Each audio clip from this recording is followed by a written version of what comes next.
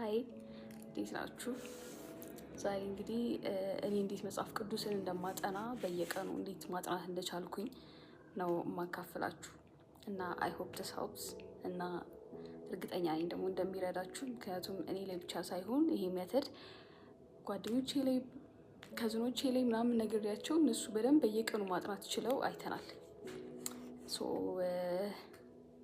ነግራችኋለሁ። እናንተም ምንድነው ይሄ ባይብል ስተዲ ሜተድ ስትሪክ አለው። እሺ ዋናው ፖይንቱ እሱ ነው እንድትይዙ የሚፈልገው ስትሪክ አለው እና ስትሪካችሁን ሉዝ ላለማድረግ ነው የምትሞክሩት። መጀመሪያ የምታጠኑበት ደብተር ያስፈልጋችኋል። ደብተር ግዙ ካላችሁም ጥሩ ነገር። ከዛ በኋላ ሁሌ ከመጻፋችሁ በፊት ማለት የሆነ መጽሐፍ ትመርጣላችሁ አይደለ? ኤፌሶን ለምሳሌ መረጣችሁና ዛሬ ከ1 እስከ 3 አጠናችሁ። ምዕራፍ 1 ከ1 እስከ 3 አጠናችሁ ትጽፋላችሁ። ያጠናችሁትን ነገር ትጽፋላችሁ፣ የተረዳችሁትን ግን መጀመሪያ ቀኑን ትጽፋላችሁ። ራይት ኮርነር ላይ አሁን እኔ ላሳያችሁ። እዚህ ጋር ይኸው ሜይ 9 ብዬ ቀን እዚህ ጋር እጽፋለሁ። ከዛ ከታች የተረዳሁትን ነገር ካነበብኩት ክፍል የተረዳሁትን እጽፋለሁ። ከዛ ቀጣይ ቀንም ሜይ 10 ላይም እንደዛ ነው የምታደርጉት። ከዛ ግን አሁን ዋናውን ነገር አዳምጡኝ፣ በደንብ አዳምጡኝ። ዛሬ ሜይ 9 አጠናችሁ ለምሳሌ። ከዛ ሜይ 10 ላይ ሳታጠኑ ተኛችሁ እንበል።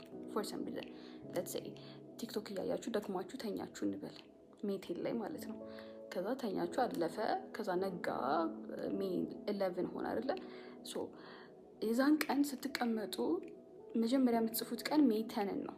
ሜይ 10 ብላችሁ ጽፋችሁ ያላጠናችሁበትን ሪዝን ትጽፋላችሁ።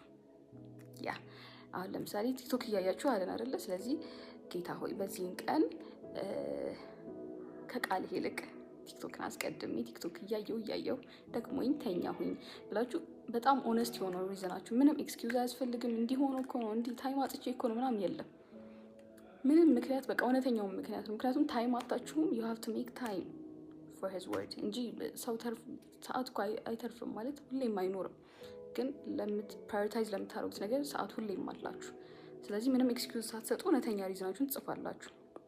ከዛ ሜይ 10 ላይ ሪዝናችሁን ከጻፋችሁ በኋላ አልፏል አይደለ? ሜይ 10 አሁን ያላችሁት ሜይ 11 ላይ ነው። ስለዚህ ሜይ 11 ብላችሁ የቀኑን ቀጠላችሁ ጽፋችሁ ትተኛላችሁ። ምንም ሜይ 10 ላይ ሪዝናችሁን ጻፋችሁ በቃ ጊል ተሰምቷችሁ ምናምን እዛ ጋር እንትን እንድትሉ አይደለም። ታስናጠ ፖይንት ጣዖት እየሆነባችሁ ያለውን ነገር ከእግዚአብሔር ጋር ጊዜ እንዳታሳልፉ ምክንያት እየሆነባችሁ ያለውን ነገር እንድታውቁት ብቻ ነው የዛ አላማው ሪዝናችሁን የምትጻፉ። እና ደግሞ ምን ትሆናላችሁ? አሁን አንዳንዴ በጣም ደክሞኝ ራሱ አንድ መስመርን ብትጽፍ ይተኛሉ ጋይስ። በእውነት 2 መስመር ምናምን ጽፌ የምተኛበት ቀን አለ። በጣም ኦነስት ሆኜ ነው የምነግራችሁ። ለምንድነው እንደዛ ማድረገው? ምን ብዬ ለእግዚአብሔር ምን ምክንያት ሰጠዋለሁ ማለት እንዲሆኝ አሁን ቲክቶክ ሳይተኛው ነው ምለው ያሳፍራል። ገባችሁ? ኮንቪክሽን በጣም ነው ህት የሚያደርጋችሁ፣ በጣም ውስጣችሁ ይወቅሳችኋል። ስለዚህ እንደው ምክንያት አለ በጻፉም ቢያላችሁ ማጥናት ትጀምራላችሁ ማለት። ስለዚህ ምክንያት መጻፍ ግዴታ ነው። ዴይሊ ሪፍሌክሽናችሁን መጻፍ ግዴታ ነው። ሌላ ምን ግዴታ አለ? በቃ ስትሪኳን ኪፕ ማድረግ ነው። ስትሪክ ሉዝ ካደረጋችሁ አንድ ቀን ሳታጠኑ ከተኛችሁ ሉዝ አደረጋችሁ አይደለ? ሪዝናችሁን ከጻፋችሁ በኋላ ስትሪካችሁ ያው ሉዝ ታደርጉታላችሁ። ምንድን ነው የሚፈጠረው? በወር አንዴ ሪስቶር ማድረግ ትችላላችሁ። እንደ ስናፕ 5 ምናምን የለም። በወር አንዴ ብቻ ሪስቶር ማድረግ ትችላላችሁ። ከዛ በቃ ትቀጥላላችሁ እና የረጅም ጊዜ እና ደስ ይላል በጣም። በቃ ስትሪኳ ማይንዳችሁ ላይ ያለችሁ። እሺ አትስሉትም ወይ ምን አታደርጉትም? እሳቱን ማይንዳችሁ ቀኑን የምትጽፉት ለዛ ነው። ስንት ቀን አሁን 3 ቀን ስትቆጥሩ 3 ቀን ስትሪክ አላችሁ ማለት ነው። ሌላ ምንድን ነው ጽፌ የነበረው? እነዚህ በቃ ሩሎቹ እነዚህ ናቸው። በቃ ባዶ ቀን አይኖራችሁ ነው። ከዛ አካውንተብል ሆናችሁ ምክንያታችሁን ከጻፋችሁ በኋላ you're gonna start fresh። ምንም እንትን የሚባል ነገር የለም። ጊልት ምናምን በቃ ሳላጠና የሚባል ነገር የለም። የዚህ ባይብል ስተዲ አላማው ምንድን ነው? አሳጥሬ የምነግራችሁ እግዚአብሔርን አለመተው ነው። ዛሬ ሳታጠኑ ብትሆኙም ነገ መመለስ፣ ወደ እግዚአብሔር ድጋሚ መመለስ። አንዴ ሳላጠና ቀረው ተብሎ በዛው ታውቃላችሁ። እንደዛ ነው የምናደርገው። ዛሬ ካልጸለይን ትናንት ሳንጸልይ ብለን ነገም ሳንጸልይ እንተኛለን። ሳምንት ሳንጸልይ፣ ወር አንጸልይም፣ ይቀጥላል። ያን ነገር ሳይክሉን መስበር ነው ዋናው አላማው። መመለስ ነው ሁሌም እውነተኛ የሆኑ ወደ እግዚአብሔር። ይሄ ማለት አንዳንዴ እኮ ወድቀን ራሱ አልወደቅንም እንከራከራለን እና ይሄ ግን እውነተኛ እንድትሆኑ ያደርጋችኋል። እውነተኛ ሪዝናችሁን። ምክንያቱም እግዚአብሔር ያውቃል ልባችሁን፣ ኩላሊታችሁን፣ ሁሉን የሰውን ሀሳብ ሁሉ ያውቃል። ስለዚህ ለምን እንዳላጠናችሁ እውነተኛውን ሪዝን ስለሚያውቅ እናንተም እውነተኛውን። እኔ በእውነት ቲክቶክ እያየሁ ደክሞኝ ከሆነ እንደዛ አጋጥሞኝ አያውቅም፣ ግን እጽፋለሁኝ። በቃ ቲክቶክ እያየሁ ደክሞኝ ተኛሁ ስልክ እያወራሁ ነው እንትና ጋር ስልክ ሳወራ ያን ሰው ካንተ በላይ አስቀድሜ ያን ሰው ሳወራ ደግሞ ይተኛው። እኔ አንዴ ሉዝ አድርጌ ነበር ከጀመርኩ ጀምሮ ይሄን ስትሪክ አንዴ ነው ሉዝ ያደረኩት። እሱ ምንድነው ድንቅ ስጦታ ነበር እና በጣም ደክሞን የገባ ነው ቤት እዛ ደክሞን ገብተን ከዝኔ ጋር ነበር ያደርነው እና ያው ባይብል የለም ጆርናል የለም ሳጠናተኛው።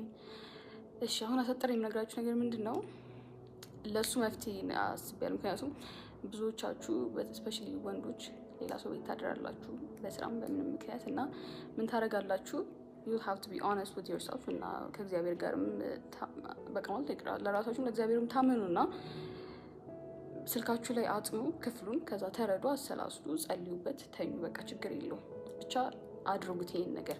ከዛ ከቻላችሁ ቤታችሁ ስትመለሱ ሪዝናችሁንም የተረዳችሁትን ነገር ምናምን ጻፉ።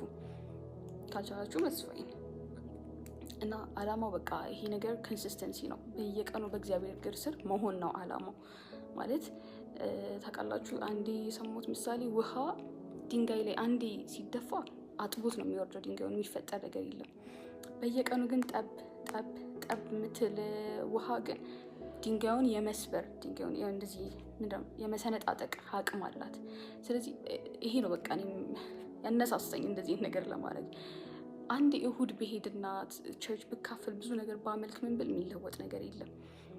የአምልኮ ምሽት አንዴ ብትሄዱ ምን የሚፈጠር ነገር የለም። የዛን ቀን ልትነኩ ምን ልትሉ ትችላላችሁ፣ ግን የሚለወጥ ነገር አይኖርም። ኦብቪየስሊ አንዴ መጽሐፍ ቅዱስን ያው እንደዛ ነበር ማድረግ። አንዴ ከተቀመጡ በጣም ብዙ ነገር አጥንቼ ይነሳለሁ ምናምን ነገር፣ ግን ያሁኑን ያክል ህይወቴ ላይ ፍሬ ሲያፈራ አላየሁትም።